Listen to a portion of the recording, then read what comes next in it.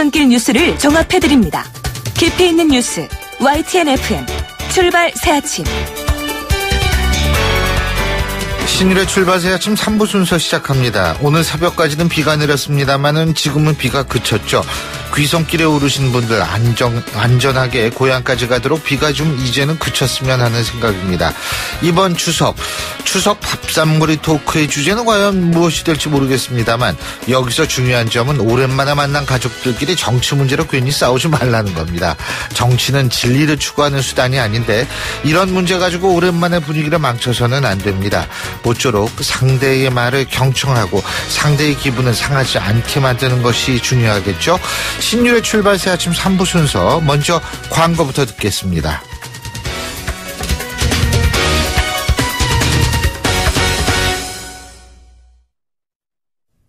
YTN 라디오 신유의 출발 새 아침.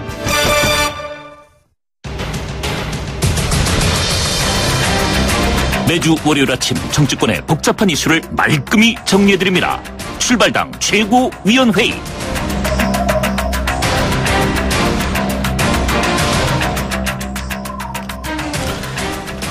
예, 월요일이면 어김없이 여러분 찾아뵙는 두 분. 오늘도 추석 연휴 중임에도 불구하고 나와 계십니다. 데일리안의 이종근 논설실장이십니다. 어서 오십시오. 네, 안녕하십니까. 풍성한 한가위라고 하는데 풍성한 건 괜히 풍성한 게 아니라 자신이 가진 걸 나누었을 때 풍성해지는 겁니다. 풍성한 한가위 되십시오. 이종근입니다. 예. 그리고 두문정치전략연구소 서양호 소장이십니다. 네, 해피 추석 즐거운 연휴 서양호입니다. 네, 아무쪼록 가족과 함께하는 따뜻한 한가위 명절 되시기 바랍니다. 예. 근데 추석은 어떻게 보내세요? 우리 이종근 실장. 네, 저는 용인 이가입니다. 제가 그래서 용인 집성촌인데 이제 사실 저는 서울에 용인이 씨는 진짜 드문데. 네, 전국적으로 한 3만 명 정도 됩니다. 저 제일 유명하신 분들이 많은데 그 중에서도 신사임당의 그 어머니 모친이 용인 이씨이세요. 그러시군요. 깨알 잘하니까. 그러니까 간접적인 인척이네요. 네, 신사입니다. 네, 그렇습니다. 예. 예. 서울에서 지냅니다. 예. 예. 자, 우리 서영수 소장님. 저희는 그 형제들이 다 수도권에 몰려 있어서 어머님께서 오히려 역귀성에서 수원에 있는 형님 댁에서 추석을 지냅니다. 그러시군요. 네, 30분에 가볍게 모실 수 있는. 예. 네. 아유, 좋죠. 자, 어쨌든 추석 연휴인데, 두 분, 내가 주목해본 정치인 말 한마디. 요번 주에도 추석 연휴임에도 불구하고 꼽으셔야죠. 자, 이종근 실장님. 네. 저는 이재호 늘푸른 한국당 대표에 오래간만에 또 이렇게 등장을 하셔서 말씀하신 거를 꼽았습니다. 어떻게 말씀하셨냐면, MB 정권이 잘못됐다면 모든 책임을 제가 지고 감옥이라도 가겠다라고 말씀을 하셨어요. 딱 그 내용 들으시면 아시겠지만 최근에 어떤 이 흐름, 그러니까 이명박 정부의 당시에 국정원의 어떤 댓글이라든지 기무사 사령부의 사이버 댓글이라든지 이런 논란들이 거듭되면서 이명박 전 대통령의 칼끝이 수사의 칼끝이 향해지는 거 아니냐라는 논란이 거듭되고 있는 가운데 그 당시 정부의 2인자라고 불리던 이재호 대표가 직접 나서서 이렇게 해명 아닌 해명을 하신 건데요.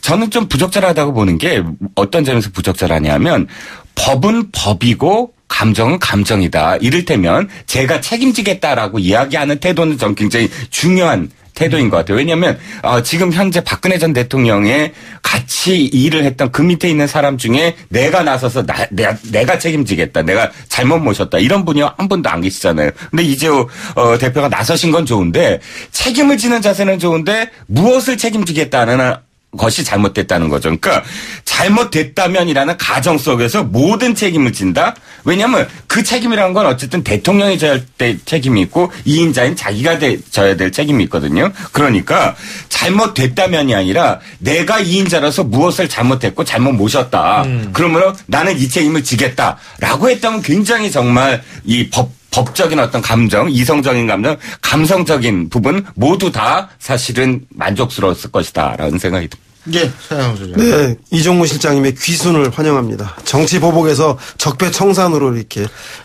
내용적으로 동의해 주시는 걸로 알고 저도 똑같이 그 내용을 꼽았습니다. 이명박 정권이 잘못됐다면 책임을 지고 감옥이라도 가겠습니까? 이재호 늘 푸른 한국당 대표가 30일 자신의 페이스북을 통해서 현 정부와 정치권의 적폐청산 시도를 정치 보복이라고 주장하며 한 말인데요. 이재호 대표는 뭐 이명박 정권 탄생의 1인자고 4대강 전도사를 자임한 이명박 대통령의 누구보다 실세 측근내 한 사람으로서 뭐 전두환 전 대통령의 장세동과 같은 마음으로 의리와 충성을 보인다는 점 뭐 이해 못할 바는 아닌 것 같습니다. 그러나 카이사르의 것은 카이사르에게, 하느님의 것은 하느님에게라고 성경의 구절도 있지 않습니까? 이명박 대통령이 몰라요. 죄가 있다면 이명박 대통령이 져야지 그 죄까지 어떻게 이재호 대표가 대신할 수 있겠습니까? 그래서 저는 뭐 국정원 국방부라는 국가기관이 정치와 선거에 한 것이 어떻게 정치 보복이 될 수 있는지에 대해서 이재호 대표에게 묻고 싶고요.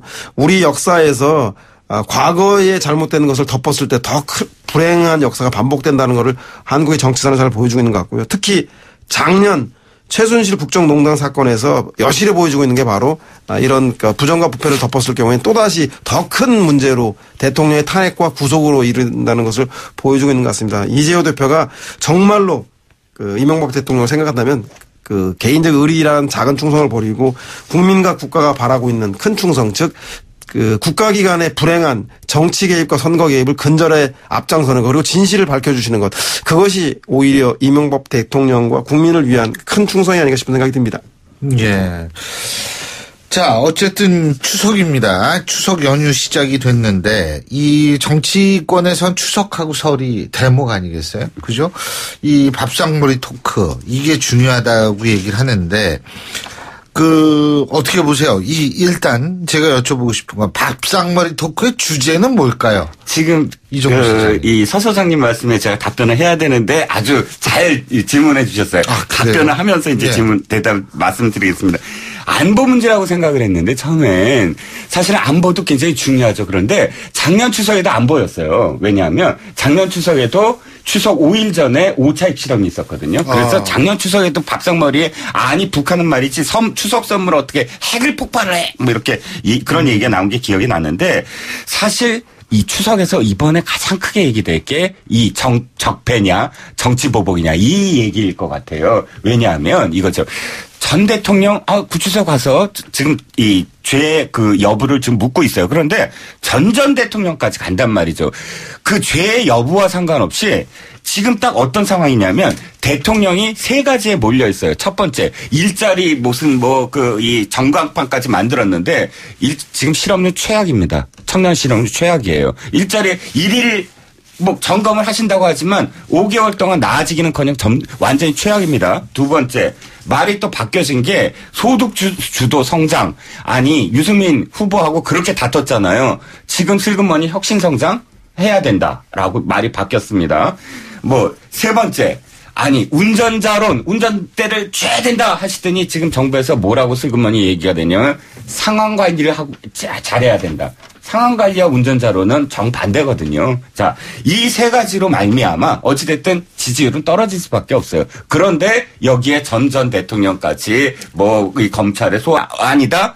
딱 영락없이 적폐 청산이 정치 보복으로 보여지는 어떤 상황이에요. 그러다 보면 지금 밥상머리에서는 아니 언제 어디까지 갈 거야 하는 피로 증후군이 나올 수밖에 없는 상황이죠. 예, 서영 소장님. 저는 일자리 문제가 어려운 거는 9년 동안 이명박 박근혜 정부에서 경제를 워낙 망쳐놔서 그 적폐 때문에 누적된 거고요. 이게 조금씩 나아질 거니까 너무 걱정하지 마시고요. 저는 일자리 이번 추석에 밥상머리 앉으면 부모님들은 자식들한테 시집은 언제 가니? 취직은 언제 하니? 너 월급은 올랐니?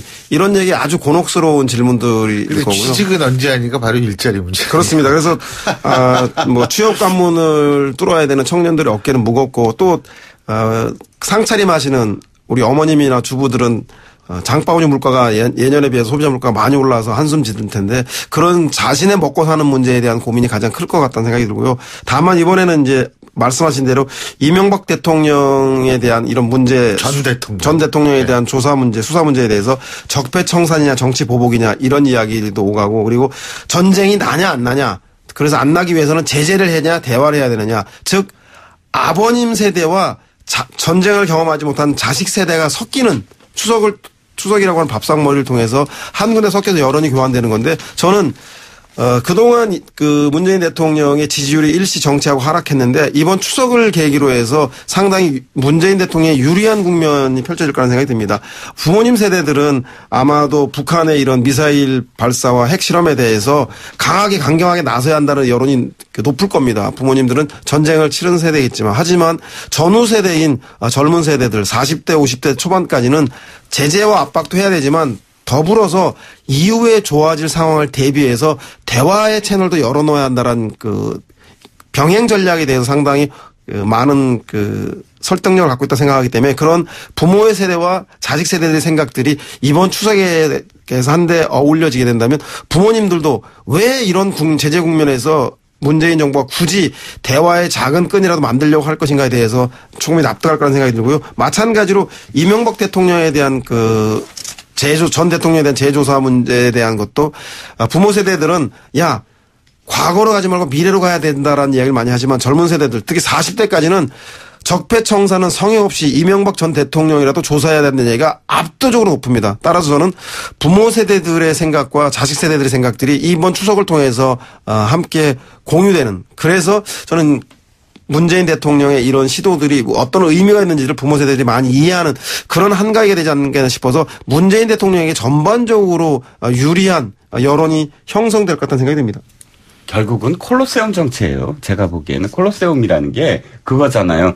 로마의 학정을 가리기 위해서 콜로세움 세워서 그 검투사하고 사자하고 해갖고 대결시키면 사람들은 그것만 쳐다보게 돼 있어요. 나는 박근혜 전 대통령이 잘못 안 했다는 건 아닙니다. 하지만 그렇게 재판하는 과정 속에서 사람들은 사실 이 문재인 대통령의 큰 지지율 자체가 거기서 전 비롯됐다고 보거든요. 그런데 그게 꺼져가니까 또 다른 사실은 콜로세움에 또 다른 검투사 또 다른 사자를 내놓는 격이나 마찬가지예요. 왜냐하면 자 6개월 정도 되면 지난 9년 지난 5년 이거 되풀이할 수 없어요. 자 아까 말씀하셨듯이 밥상머리에서 하나하나 전부 다 이렇게 돼요. 취직 어떻게 됐냐? 아니 문재인 정부 들어서서 말이야 5개월이나 지났어 지금. 근데 매일 일자리 챙긴다며 아직도 안 됐어? 자 경제 똑같이 얘기돼요. 아니 문재인 정부 5개월이 됐는데 경제 아직도 지난 9년 타령이야? 안보. 아니 문재인 대통령 되면은 다 북한이 다 대화 해준다며 왜 아직도 안 됐어? 그렇게 부모님이 물어보면 자식이 이렇게 얘기하죠. 아유, 그러게요, 어머니, 아버지. 이명박 박근혜 전 대통령이 원체 망쳐놔서요. 회복하는데 시간이 좀 걸리니까요. 점점 나아질 것 같습니다라고 얘기하지 않을까 싶은 생각이 들고요. 저도 동의합니다.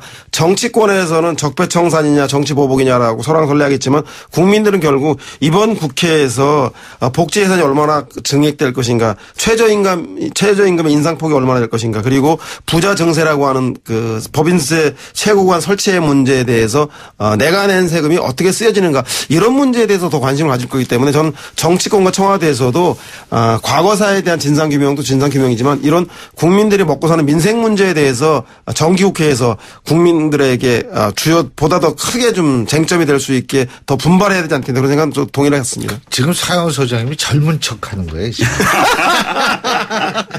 네. 아니 40대? 30대? 30대시잖아. 감사합니다. 이 안보 얘기 많이 하셨으니까 안보 얘기 하죠. 이 중국을 방문 중인 틸러슨 미 국무부 장관 북한과의 대화 채널 열어두고 있고 북한의 대화 의지를 살펴보고 있고 두세 개의 소통 라인 갖고 있다. 이런 얘기를 했는데 이 트럼프 대통령이 또 그랬어요. 시간 낭비하고 있다. 지금 이런 얘기를 했는데 이게 보면 미국의 안보 라인도 이게 지금 혼란이에요, 혼란. 예? 어떻게 보십니까, 이종근 시장님? 전략입니까, 혼란입니까? 자, 트럼프 대통령이 공식 석상에서 기자들에게 하는 얘기와 또는 국무회에서 하는 얘기와 그다음에 트위터에 올린 글의 내용은 좀 구분해야 된다고 봐요. 트위터에 올린 글들은 거의 매번 이게 대통령이 쓴 글인가 할 정도로 사실은 감정적이고 사실 굉장히 욕설과 아니면 부적절한 상황에서 부적절한 용어들. 최근에 이 트위터의 글에 가장 부적절한 게 NFL 선수들하고 그 인종차별 문제, 국기 문제. 그것도 사실은 트위터로 계속 공격하는 것이거든요. 국내 문제로 봤을 때는 사실 비판받아 마땅한 부분인데 미국 트럼프의 어떤 트위터 이전에 틸러슨 얘기부터 해보죠. 틸러슨이 이 북한과의 채널이 있다라고 얘기한 곳이 어디죠? 중국이에요. 중국에서 지금 베이징에서 하는 얘기예요. 중국은 지금 뭘 했죠? 역대 어떤 상황보다도 더 많은 북한 제재를 하고 있었어요. 그 당대회 직전에. 그래서 틸러슨이 갔습니다. 그리고 틸러슨이 이렇게 얘기해요. 지금 대화 세계 채널이 있다. 무슨 의미죠?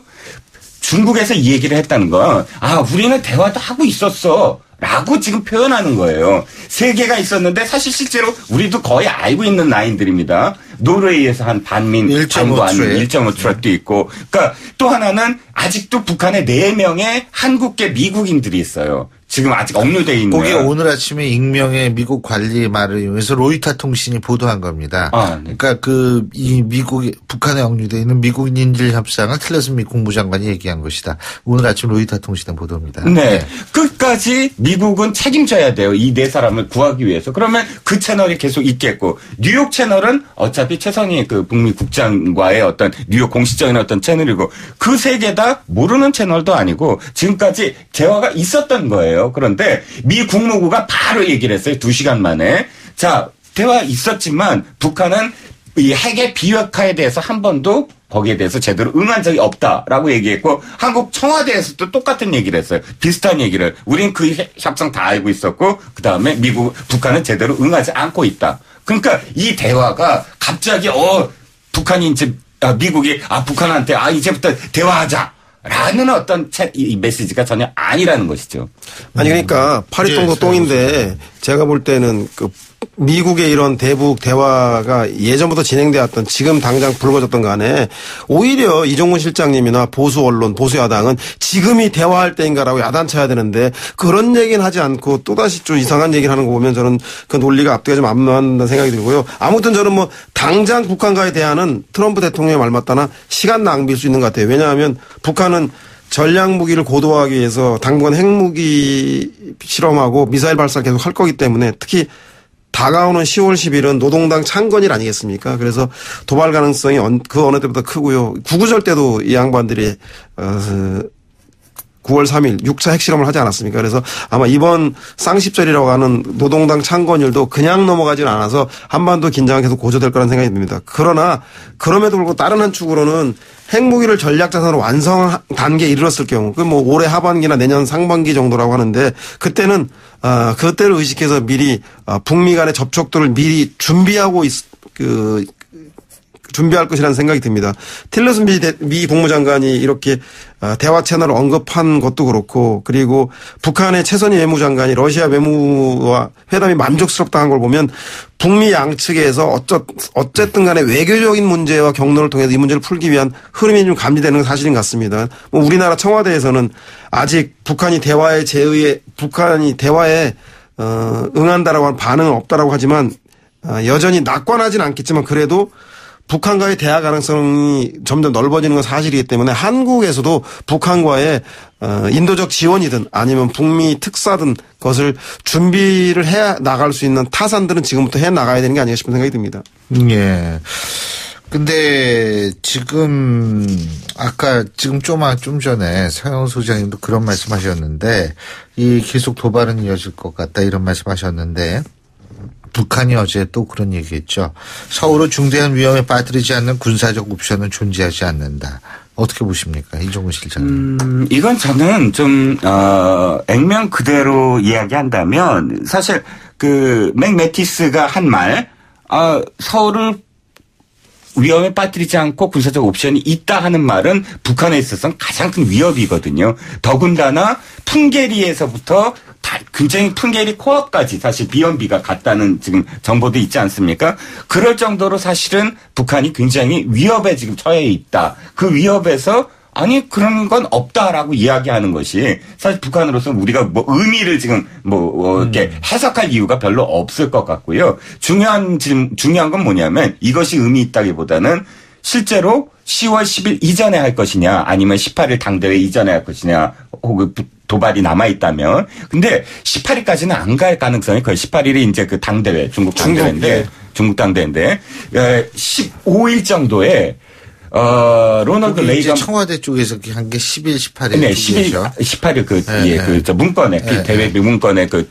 당대표들한테 보여준 것인데 사실 18일은 왜 안 될 것 같냐면 15일부터 우리나라 동해상에서 로널드 레이건 이 항공모함을 중심으로 해서 한미 연합 동해 훈련을 해요. 그렇다면 그 훈련을 하는데 사실 도발을 한다는 건 여태까지 한 번도 그런 적은 없죠. 불가능하죠. 항공모함이 떴을 때 그러면 15일 이전일 가능성이 크다. 그래서 북한은 도발이라기보단 실험을 해야 되거든요. 완성된 실험. 즉 정상 각도로 ICBM을 발사를 해야 전 세계가 이 정상 각도로 쐈네 하고 인정을 하는 상황이기 때문에 그 정상 각도의 ICBM 또는 SLBM 둘 중에 하나를 선택할 가능성이 크다는 거죠. 예, 서영호 소장. 네, 저는 서울도 위험할 것이다, 즉 무사하지 않을 것이다라고 하는 이야기, 북한의 이야기 아닙니까? 일면 미국이 북한에 대해서 군사적 옵션에 대해서 서울 공격으로 맞대응하겠다라고 하는 위협으로 들리기도 하는데, 그러나 또 한 측면에서 해석해 보자면 군사적 옵션은 결국 남북 모두를 공멸시킬 위험성이 있다는 말이기도 하지 않습니까? 그럼 저는 군사적 대응에는 군사적 대응으로 나오겠지만 역설적으로 대화에는 대화로 응하겠다고 하는 또 표현이기도 한다는 생각이 듭니다. 밤이 깊을수록 새벽이 오는 것처럼 북미 대결 국면이 강화되는 이면에는 그만큼 대화의 필요성과 대화의 시기도 더 가까웠다라는 신호이기 때문에 저는 대화 준비도 한 측면에서는 지속적으로 준비해 나가야 될 필요성들을 보여주는 서로 간의 말 공격이 아닌가 싶은 생각이 듭니다. 무엇이든 많이 믿다 보면 종교가 되는데 대화도 너무 많이 믿다 보면 대화를 믿는 그런 종교가 될 것 같아요. 모든 것을 다 해석을 대화로만 하려고 하시는 거 아니에요? 아니, 전쟁 중에도 적성 국가와 교섭과 회담을 하는데 그런 것을 신앙이라고 하면 안 되는 것 같다는 생각이 들고요. 결국은 북한도 공멸하기 위해서 핵을 개발하는 건 아니지 않습니까? 본인 스스로 살아남기 위해서 자구책으로 핵을 개발하는 것처럼 저는 핵을 개발한 이후에 북미 대화와 남북 대화를 북이 주도적으로 해나가기 위해서 핵 개발한다는 것, 그 자체까지 부정한다면 저는 북은 완전히 악이고 우리는 선이다라고 하는 흑백 논리, 남북 냉전의 논리로 돌아갈 수밖에 없다는 생각이 들어서 그런 양극단은 좀 주의해야 되는 거 아니, 경계해야 된다는 생각이 듭니다. 예. 갑자기 얘기가 생각이, 저는 그렇게 생각해요. 이 북한이 10일 날 절대로 도발 안 할 겁니다. 땡기거나 그 다음이거나 그날은 아니에요. 네, 그동안 그랬죠, 패턴이. 네, 항상 그날은 아니에요. 어쨌든 참 걱정이 많이 되는 추석 연휴인 것만은 확실합니다. 오늘 두 분 말씀 여기까지 듣죠. 고맙습니다. 네, 감사합니다. 네, 감사합니다. 예, 지금까지 데일리안의 이종건 논설실장, 두문정치전략연구소 서영호 소장이었고요. 신율의 출발 새 아침 3부 순서 여기까지입니다. 잠시 뒤 4부에서 뵙겠습니다. 날카로운 분석, 내일을 보는 시선, 신율의 출발 새 아침. 신율의 출발 새 아침 4부 순서 시작할 텐데요. 자, 오늘 연휴를 맞은 첫 번째 월요일입니다. 그런데 고향 가시는 분들 지금도 좀 많으실 수 있는데 8시 37분 26초 지나고 있습니다. 교통 상황 알아볼까요? 김정은 캐스터? 네, 출발 새 아침 교통정보입니다. 다행히 고향 가는 길 교통 상황은 아직까지 여유가 있습니다. 일부 구간에서만 짧게 밀리고 있는데요. 경부고속도로 부산 쪽으로는 오산에서 남사, 천안에서 천안 분기점까지 모두 앞에 11km 구간에서만 정체가 되고 있고, 서해안고속도로 목포 쪽으로도 서평택에서 서해대교까지 8시 이후부터 정체가 시작됐습니다. 영동고속도로 강릉 쪽으로는 용인휴게소에서 양지터널까지 3km 구간 정체 만 감안하시면 되겠고요. 서울 춘천간 고속도로는 전 구간에서 막힘없이 이동이 가능합니다. 중앙고속도로 춘천에서 부산 가는 길 사고가 발생을 했습니다. 홍천 부근 2차로에서 승용차 사고 처리 중에 있는데요. 다행히 밀리지는 않지만 또 다른 사고로 이어지지 않도록 차로 변경에 유의하시기 바랍니다. 이 밖에 현재 경부고속도로 한남에서 신탄진 구간, 영동고속도로 여주에서 신갈 사이는 버스 전용 차로제가 시행 중이니까요. 이 점도 반드시 지켜서 이동하시기 바랍니다. 출발 새 아침 교통정보였습니다. YTN 라디오 신율의 출발 새 아침.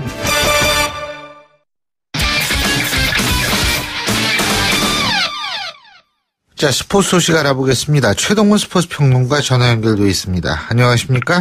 예, 안녕하세요. 예, 프로야구 올해처럼 순위 경쟁이 치열했던 적이 진짜 없었던 것 같아요, 옛날에는. 예, 그렇습니다. 1위부터 4위까지 네 팀의 순위가 이게 진짜 내일 끝나 봐야 한다고 그러더라고요. 예, 그렇습니다. 이 1위부터 4위까지 4팀이 내일이 정규 시즌 마지막 날이거든요. 예. 이 마지막 날에 결정이 되는 것은 프로야구 사상 처음입니다. 이 뒤집을 수도 있다. 이런 희망하고 이 뺏길지도 모른다. 이런 불안이 함께 공존하는데 자, 이런 면에서 이 혼란스러운 무질서가 느껴진다면은 이 혼돈, 이 카오스 같은 상황이라고도 할 수가 있겠는데 네. 이런 혼돈을 만든 주인공이 꼴찌팀 KT입니다. 이 KT가 9월에만 승률 5할을 넘기면서 이 상위권 팀들을 잡고 킹메이커 역할을 하고 있거든요. 이 결정적으로 어제 이 1위 기아를 20대 2로 무자비하게 두들겼습니다. 기아가 두산에 쫓기면서 우승을 장담할 수 없는 상황이었기 때문에 기아도 총력을 기울였는데 자 그런데도 꼴찌 KT가 기아를 18점 차로 꺾은 겁니다. 무슨 핸드볼도 아니고 말이에요. 네. 예. 어제 기아가 패하고 이 두산이 한화에 6대4로 이기면서 1위 기아, 2위 두산의 승차가 반경기로 줄었고요. 자, NC와 롯데도 공동 3위인데 이 때문에 내일 정규 시즌 마지막 경기에서 1위부터 4위까지 4팀의 최종 순위가 확정이 됩니다. 그렇군요. 기아하고 두산하고 기아가 이 정규 시즌 우승을 놓고 마지막 지금 다투고 있는데 우승을 누가 할 것 같으세요? 어느 팀이 우승할지는 제가 아니라 KT에 물어봐야지 될 것 같거든요. KT 전화 한번 해볼까요? 예. 그 오늘 KT가 또 기아하고 경기가 있습니다. 이 기아가 어제 상당히 충격을 받았을 텐데 오늘 에이스 양현종 선수를 내세우고요. 예. 양현종 선수가 오늘 이 시즌 20승에 도전하는 경기이기도 합니다. 기아가 오늘 경기 포함해서 2경기, 두산은 내일 1경기를 남겨놓고 있는데 기아가 2경기 모두 이기면 자력 우승이고요. 두산은 1경기를 이겨도 기아의 승패를 지켜봐야지 되는데 두산은 내일 SK전을 무조건 이기고 기아가 2경기에서 1승 1패를 하게 되면 두산이 극적으로 역전 우승을 차지하게 됩니다. 그렇군요. 자, 류현진 선수 말이에요. 지난 토요일날 콜로라도전에서 포스트 시즌 선발 합류를 위한 마지막 그 시험 무대를 가졌는데 이게 참 2이닝 5실점으로 무너졌어요. 예, 그렇습니다. 류현진 선수가 지난 토요일에 콜로라도전에서 선발로 등판했는데요. 2이닝 동안 홈런 3개 얻어맞고 5실점으로 강판당했습니다. 시즌 9패입니다. 이 토요일 콜로라도전이 포스트 시즌 선발진 기용을 위한 마지막 시험 무대였기 때문에 미국 현지 언론에서 이 토요일 패배로 류현진 선수의 선발진 탈락을 예상하고 있고요. 이 선발진에서 탈락한다면은 불펜에서 뛸 수도 있는데 최악의 경우에는 이 포스트 시즌 엔트리에서 제외가 될 수도 있습니다.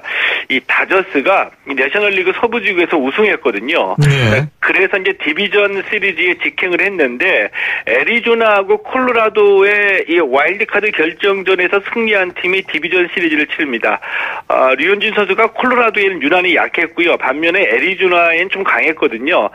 그래서 애리조나가 올라오면 혹시라도 선발로 기용될 수도 있기 때문에 국내 팬들은 애리조나를 응원하고 있습니다. 디비전 시리즈. 예. 이 확 디비전이기 때문에 디비전 시리즈인가요? 농담이었습니다. 예. 쇼트트랙에서 평창올림픽 진출권이 걸린 월드컵 시리즈가 열리고 있는데 최민정 선수 월드컵 1차 대회에서 4관왕에 올랐네요. 예. 예. 최민정 선수가 월드컵 1차 대회에서 여자부 전 종목을 휩쓸면서 4관왕에 올랐습니다. 예. 500m, 1000m, 1500m 계주에서 모두 다 이 금메달을 목에 걸었고요. 이 남자부 임효준 선수도 이 1000m하고 1500m를 석권해서 금메달을 목에 걸었습니다. 이번 월드컵 시리즈가 이 4차 대회까지 열리는데 이 4차 대회까지의 성적을 합산해서 평창 올림픽 이 티켓이 주어지거든요. 이 쇼트트랙은 대표적인 동계올림픽 효자 종목이고요. 이 평창에서 우리 선수단의 메달 레이스를 앞에서 이끄는 종목이라는 점에서 중요한데 대표팀이 이 월드컵 시리즈 1차 대회 무난하게 출발하면서 이 청신호를 밝혔다 이렇게 볼 수 있겠죠. 예. 자, 그리고 어제 K리그에서 전북의 이동국 선수 골을 추가했는데 이제 이동국 선수 2골만 더 넣으면 K리그 최초의 개인 통산 200골을 기록한다고 그러더라고요. 예, 그렇습니다. 이 전북현대의 이동국 선수 어제 이 수원 삼성전에서 이 후반 36분에 이 페널티킥 성공하면서 동점골을 뽑아냈습니다. 개인 통산 198골인데 말씀하신 대로 2골만 추가하면은 K리그 최초로 200호 기록하게 되고요. 이동국 선수의 동점골로 전북이 수원과 1대1 무승부를 기록했습니다. 이동국 선수가 노장이고요. 부침이 많았던 선수거든요. 그래서 조금 더 좀 200호 기록하는 거 좀 보고 싶네요. 맞습니다. 근데 참 훌륭해요. 전 이렇게 아주 오랫동안 뛰는 선수들 보면 정말 그 자기관리, 성실함 이런 것들 진짜 딴 사람들 많이 배워야 될 거라는 생각이 듭니다.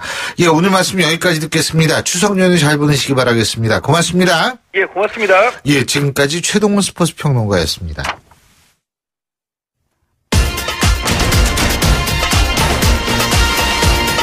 여러분이 지금 듣고 계신 주파수는 FM 94.5MHz입니다. YTN 뉴스 FM.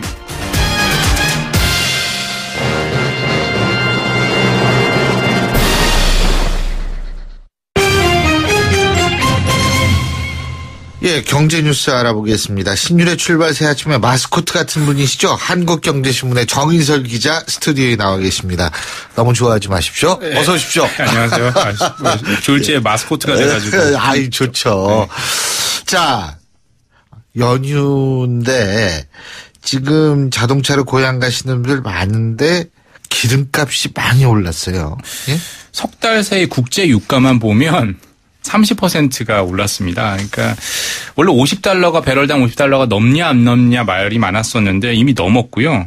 한 달 사이에도 한 거의 10% 올랐습니다. 근데 이게 국제 유가가 오르면 국내 유가에 바로 반영이 되는 건 아니거든요. 시차를 두고 반영이 되는데 국내 주유소 휘발유 가격이 9주 연속 지금 상승세였고 그 국내 휘발유 경유 가격은 싱가포르 현물 가격, 경유 휘발유가 흔히 얘기하는 정제 마진에 연동이 되거든요. 그게 한 2주 정도 시차를 두고 반영이 됩니다. 근데 9주 연속 올랐으니까 계속해서 국제 유가가 오르니까 국내 기름값도 앞으로도 계속 상승세일 가능성이 뭐 거의 100%라는 거죠.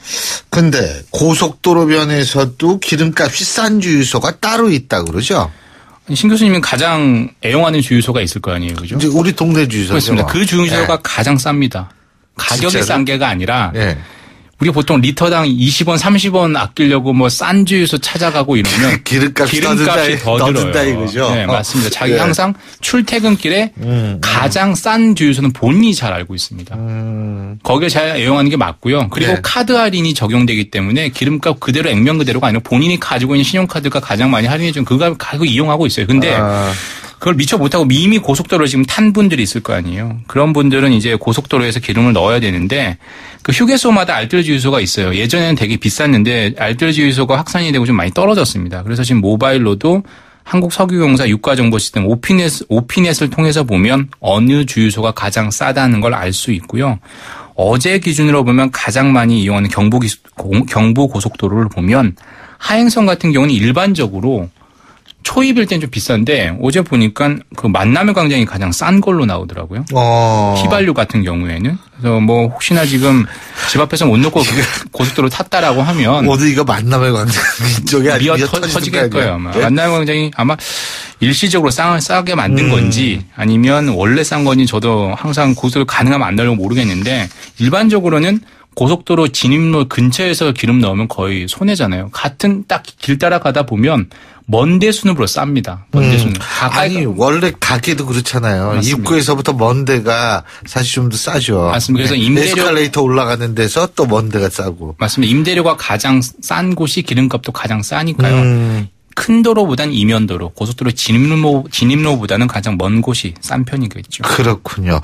자, 그리고 말이에요. 어제부터 휴대전화 보조금 상한제가 폐지됐다고 그러죠? 맞습니다. 3년간 뭐 약간씩 변했지만 27만 원에서부터 올라서 33만 원으로 3년간 묶여 있었거든요. 내가 휴대폰을 사서 둘 중에 하나를 골랐어야 돼요. 보조금을 받든지 나 보조금 안 받고 할인을 받을래, 약정 할인을 받을래 둘 중에 하나를 택했는데 그 상한선이 33만 원으로 정해져 있었습니다. 근데 이게 어제부로 한시적으로 끝났습니다. 흔히 단통법이라고 하잖아요. 단말기 유통구조 개선에 관한 법률이 그 법이 폐지된 건 아니고 그 법의 주요한 조항이 이 단말기 보조금 상한제였거든요. 이게 어제부로 없어졌습니다. 이제 뭐냐. 이 단통법을 비판하는 사람들이 가장 핵심 근거가 그거였습니다. 단말기 유통법, 단통법이 아니라 단말기 평등법이다. 그 얘기는 무슨 얘기냐. 어딜 가더라도 똑같이 보조금 뭐 33만 원까지 받으니까 뭐 열심히 뭐 여기저기 알아볼 필요 없지 않느냐라는 건데요. 이제는 이 상한제가 폐지가 돼서 발품 파는 사람, 손품 열심히 파는 사람이 단말기를, 스마트폰을 좀 더 싸게 구입할 가능성이 커졌다는 거죠. 어제부로 해지가 됐고 첫날 보니까 KT 같은 경우에는 이 출고가가 39만 원짜리 좀 약간 보급형 스마트폰이라고 하죠. 이걸 공짜폰으로 내놨습니다. 근데 이제 KT가 맞습니다. 신형 스마트폰은 아직 없어요. 그러니까 흔히 얘기하는 8, 90만 원짜리, 7, 80만 원짜리 고가 스마트폰은 아직 공짜폰이 없습니다. 근데 왜 이제 지금부터는 이제 전쟁이 시작되느냐, 단말기 경쟁이 시작되느냐. 일단 추석 연휴 때는 좀 잠잠할 거예요. 만약에 추석 연휴가 끝나면 아마도 이 단말기 통신사 간의 경쟁이 불이 붙고 방통위가 조금만 좀 약간 단속을 덜 한다라고 하면 공짜폰이 많이 나올 것 같고요. 그리고 하나 더 이 정부는 이 추석 연휴 동안 단말기 개통이 안 될 거다 생각하는데 다 그렇지는 않습니다. 1458일은 개통이 안 되고요. 나머지 3일하고 6일 같은 경우는 휴대폰 개통이 되니까요. 잠깐만, 3일이 오늘이 아니 내일이군요. 내일이죠. 내일하고 언제? 6일이요. 6일 금요일 날. 네, 그때는 휴대폰 개통이 또 됩니다. 그러니까 추석 당일하고 일요일하고 10월 4일 5일은 안 되는 거고요. 3일하고 6일은 원래 주말은 안 되는 거고. 그거 아주 중요한 정보시네. 저도 고향 가서 부모님 스마트폰 항상 연휴 때마다 알아봐 드리는데 이번에도 한번 가서 한번 알아봐야죠. 효자셔 보면. 네? 방송이니까 이렇게는 얘기해야죠. 실제는 중요하지 않습니다. 현실 진실보다 인식이 중요하니까요. 진짜 예. 자, 미국의 차기 중앙대 수장 결정 작업이 시작이 됐다고 그러는데 옐런이 바뀌는 모양이에요? 옐런이 내년 2월 임기예요. 그동안 연임될 수 있다 이런 가능성이 있었는데 이게 원래는 그게 상당히 전통 관례였습니다. 한 번 더 연임하는 거. 근데 트럼프 체제에서는 바뀔 수 있지 않겠냐는 거고요. 현재는 4파전입니다. 제니 옐런 의장이 연임하느냐 아니냐가 변수고요. 40대인 사람이 한 명 있어요. 47세로 우리나라로 48세죠. 변호사 출신입니다. 이 케빈 월시 전 연준 이사인데 이 장인이 좀 대단한 사람이에요. 트럼프 대통령한테 정치연금을 가장 상당히 많이 냈다라고 하는 그 에스티로더 되게 유명하잖아요. 화장품. 네, 에스티로더 유명하죠. SK2가 나오는 데인가 거기죠. 거기 가문의 상속자인 로널드 로더가 이 사람의 장인어른입니다. 그래서 이 사람이 좀 가장 떠오르고 있다라고 해서 옐런 의장이 연임이 안 된다면 아마 상당히 트럼프 대통령은 파격을 좋아하니까 이 사람이 될 가능성이 있다라는 그런 이 보도가 미국 언론을 통해서 계속 나오고 있습니다. 예. 케빈 누구요?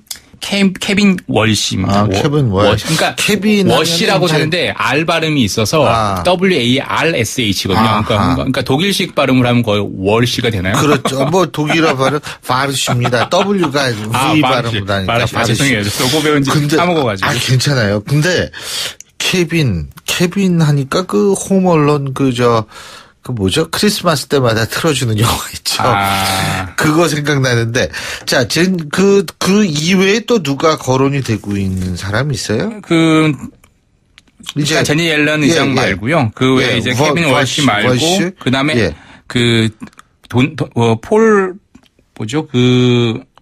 제가 잘 못 찾고 있는데, 파웰 이사라고 파웰 이사. 유일한 공화당원 출신입니다. 원래 조지 부시 대통령 시절에 재무부 때도 일했고 칼라일 그룹 사장을 지냈었거든요. 그래서 이 사람도 파웰 이사 같은 경우에도 골드만삭스 칼라일 그룹 출신이고 공화당 출신이기 때문에 유력하다고 하고요. 그리고 그동안 계속 얘기했던 게리콘 위원장 같은 경우에도 만약에 옐런 의장이 연임이 안 된다라고 하면 유력한 4명의 후보 중에 한 명으로 떠오르고 있습니다.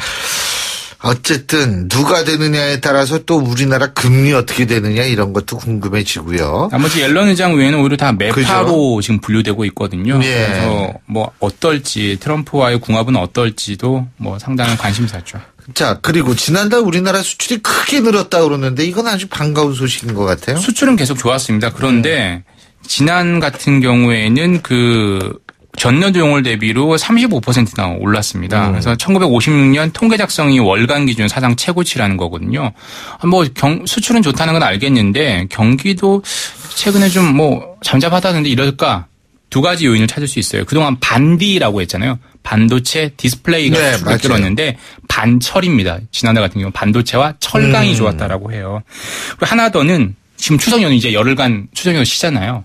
그걸 앞두고 밀어내기를 했다라는 분석이 있습니다. 그러니까 뭐냐면 빨리 수출업체 친구 연휴니까 미리 수주를 해서 빨리 선적을 한 거죠. 그걸 수출로 잡히니까 밀어내기 물량이 상당히 9월에 많이 잡힌 것 아니냐 이렇게 산업부는 설명을 하고 있습니다.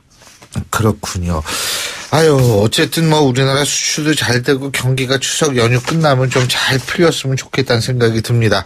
자, 추석 연휴 잘 보내십시오. 우리 정윤석 기자. 연휴 끝나고 뵙겠습니다. 고맙습니다. 감사합니다. 예, 지금까지 한국경제신문의 정윤설 기자였고요.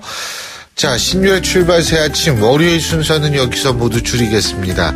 여러분들 지금 고향 가는 길에 들으시는 분들도 계실 거고 지금 일터 가시는 길에 들으시는 분, 일하시면서 들으시는 분도 계실 겁니다. 하지만 보름달은 어떠한 분들에게도 똑같이 비춰줍니다. 여러분 보름달 보시면서 여러분의 소원 한껏 잘 기도하시기 바라겠고요. 자, 저는 연휴 끝나고 10월 9일이죠. 다음 주 월요일 7시 15분에 다시 오겠습니다. 끝나는 날은 아니에요. 연휴 마지막 날 여러분 뵙겠네요. 여러분 추석 잘 보내십시오. 신유리였습니다. 고맙습니다.